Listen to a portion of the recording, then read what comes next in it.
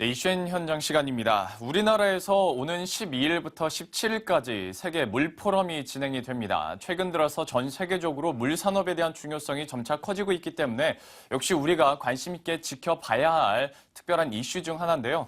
그래서 오늘은 K-워터 연구원의 김주환 상하수도 소장 모시고 이 세계 물 포럼에 대해서 한번 소개를 받고 또 앞으로의 전략적인 부분 함께 얘기를 나눠보도록 하겠습니다.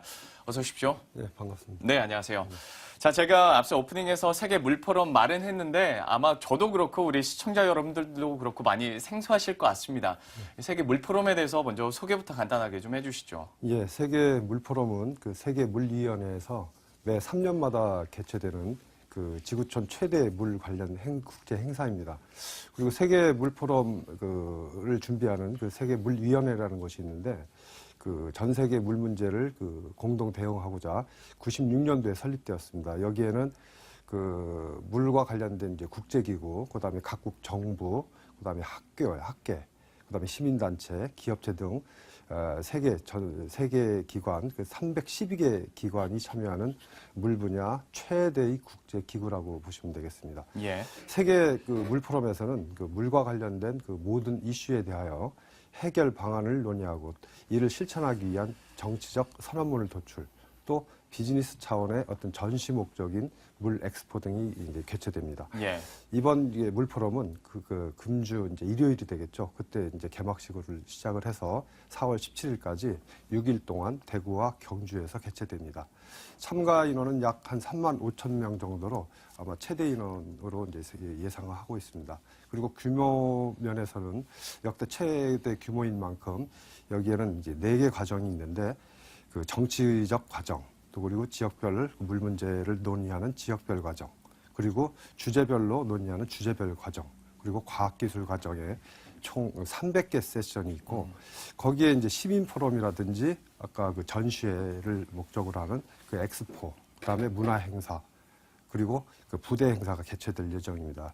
여기서 한 개 세션이라 하면 보통 이제 2-3시간 정도 어떤 세미나를 의미하는데 여기에서 발표되는 그 주제가 한 6개 정도가 됩니다. 예. 그리고 나머지는 이제 전문가들이 이제 모여서 각기 토론의 형식을 띠게 되겠습니다. 이번 12일부터 17일까지 대구와 경주에서 세계 물 포럼이 열리는데 역대 최대 규모라고 합니다. 자, 전반적으로 소개를 한번 들어봤는데 사실 이제 본격적으로 이제 물 이야기를 한번 해보자면 사실 많은 지나가는 사람들에게 우리나라 물 문제 어떻게 생각하세요 하면 물 오염 정도로 좀 뭉뚱그려서 생각을 많이 하잖아요. 우리나라에서 좀 구체적으로 이제 물 문제에 대한 대처 어떻게 하고 있는 건가요? 물이라는 것이 이제 생물한테 그 생존하는데 가장 이제 필수적인 요소 아니겠습니까? 예. 그래서 또 물이라는 것이 이제 대체할 수 있는, 물을 대신할 수 있는 대체제도 없습니다. 따라서 이제 물 문제는 이런 이해득실이나 그 빈부격차와 관계없이 기본적 그 인권 차원에서 전 세계가 협력하고 공동으로 대응해야만 해결될 수가 있습니다. 예. 또 물은 또 무한정 있는 자원이 아닙니다. 그 우리들도 이제는 물을 관리하고 가꿔야 할 자산으로 인식을 해야 될 필요성이 있습니다. 즉 물은 막대한 부가가치를 창출할 수 있는 가장 유용한 그 생산재라고 할 수 있으며 예. 물 산업 또한 21세기의 블루 골드라고 불리는 가장 유망한 성장 동력 산업임을 알아야 합니다. 따라서 이제는 이제 물의 가치를 주목하고 우리나라 물 산업의 세계화를 위해 많은 국민들이 관심과 지원을 아낌없이 주어야 예. 되겠죠. 사실 우리 같은 경우에야 수도꼭지만 틀면 물이 나오기 때문에 이 가치에 대해서 좀 평가절하하는 느낌이 있습니다만은 그래도 이제 이 물 문제가 정말 구체적이고 실질적인 문제로 우리가 좀 다뤄봐야 될 필요가 있을 것 같고요. 그리고 앞서서 이제 박사님께서 얘기를 해주셨겠지만 블루골드라는 얘기 많이 합니다. 뭐 2018년까지 약 물 산업 규모가 7,900억 달러까지 늘어날 전망이라는 소식도 들려오고 있는 만큼 우리가 좀 집중적으로 해부를 해봐야 할 또 새로운 분야가 아니지 않을까 싶은데요. 전체적으로 세계 이제 물 포럼에 대해서 좀 역대 최대 규모라고 앞서서 소개를 해주셨잖아요. 네. 뭐 이외에도 이전 6차와 7차 세계 물 포럼을 좀 비교해 주신다면 어떤 더 좋은 면이라고 해야 될까요? 어떤 변화가 있을까요? 예, 지난 매 3년마다 개최되기 때문에 지난 6차 세계 물 포럼은 그 프랑스 마르세유에서 열렸습니다. 예. 거기에서는 그 Time for Solution이라는 그 슬로건, 즉 물 문제에 대한 그 다양한 해결책에 대해서 논의를 했습니다. 그런데 이게 실질적으로 이제 문제 해결을 위한 액션이 좀 부족했던 것으로 좀 평가됐습니다. 예. 그래서 이번 그 7차 세계 물 포럼의 핵심 가치는 실행에 있습니다. 따라서 물 문제 해결을 위한 그 다양한 그 실행 전략이 논의될 예정입니다. 특히 뭐 실제 그 물 문제 해결에 필요한 여러 가지 이제 신기술을 소개하고 토의하기 위해 새롭게 준비한 과학 기술 과정이 있습니다. 여기에는 이제 물 전문가들, 굉장히 엔지니어들이라든지 예. 산업계에서 이제 많은 참여를 하겠고요. 지난 6차에서는 그 아까 그 과정이 4개 과정이 3개 과정이 있었습니다. 그런데 7차 물 포럼의 그 특징은 과학 기술 과정이 이제 추가되었다는 것에 이제 특징이 있다고 보시면 되겠습니다. 예.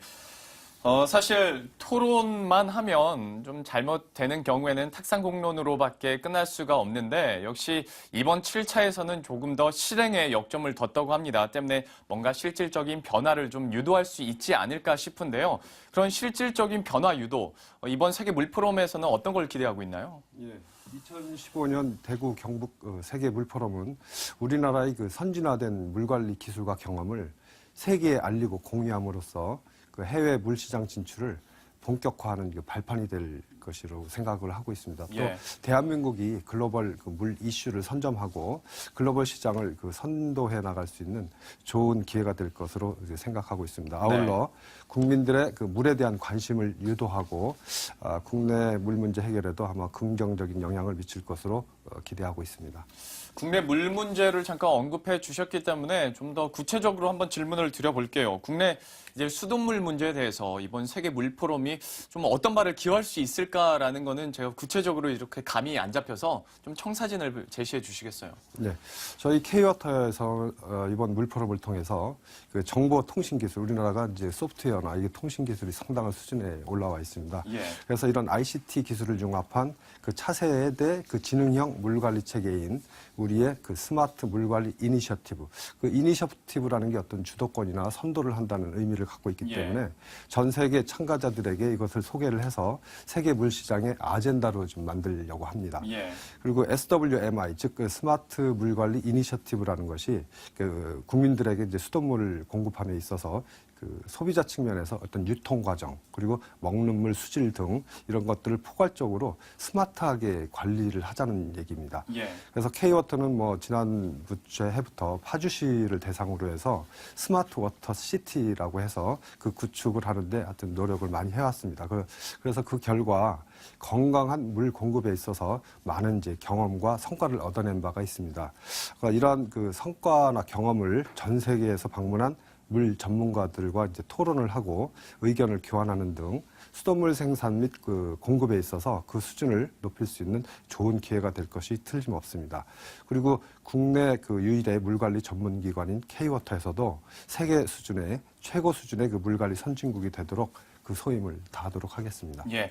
네, 박사님, 제가 설명을 듣다 보니까 궁금증이 하나 생긴 게요. 요즘에 뭐 웬만한 산업에서 컴퓨터와 연결되고 조금만 똑똑하게만 해도 스마트 관리라는 말 많이 하지 않습니까? 네. K워터 같은 경우에 이제 스마트 관리가 필요하고 그리고 앞으로 그렇게 할 것이라고 얘기를 해주셨는데 구체적으로 물을 어떻게 스마트하게 관리할지 좀 이게 감이 안 잡히네요. 설명을 해주시겠어요? 네, 그 간단한 예로 그 저희가 사용하는 그 핸드폰 있잖아요. 그것이 그 변화 과정을 보면 그 과거에 이제 폴더형에서부터 수동식 전화기가 이제 처음 만들어지고 지금까지 스마트폰으로 만들어졌습니다. 그러면 그 주변 환경의 그 기술 환경이 변화됐다는 얘기입니다. 그렇죠. 그럼 스마트 기술이라는 것이 우리나라가 가지고 있는 그 정보 통신 기술이나 아까 말씀드렸던 소프트웨어가 이제 상당한 수준에 있으니까 그것을 이제 물 산업에도 도입을 하자는 것입니다. 네. 그러면 스마트폰은 그 매일 우리가 쓰고 있기 때문에 굉장히 많은 어떤 그 혜택이나 그렇죠. 그 편리함을 느끼고 있듯이 예. 그런 편리하고 아주 그 스마트 기술 거기에 도입되어 있는 그 기술들을 물을 관리하고 효율적으로 사용하는데 도입을 한다면 국민들에게 그 많은 그 물에 관한 정보도 그 제공할 수 있을 것이고 좀 더 친숙할 수 있는 계기가 될 수 있지 않을까라는 것입니다. 역시 물 관리 측면에서도 있겠지만 우리 국민들이 더 이제 물 관리에 대해서 직접적으로 그리고 더 간편하게 우리가 정보를 획득할 수 있는 또 이유 중에 하나도 바로 스마트 관리가 되지 않을까 싶습니다. 이렇게 해서 전체적으로 K-워터 이제 스마트 관리까지 제가 좀 궁금해서 추가적으로 여쭤봤네요. 좀 세계 물포럼 잘 마무리됐으면 좋겠고요. 지금까지 K-워터 연구원의 김주환 상하수도 소장과 함께 이야기 나눠봤습니다. 고맙습니다. 네, 감사합니다.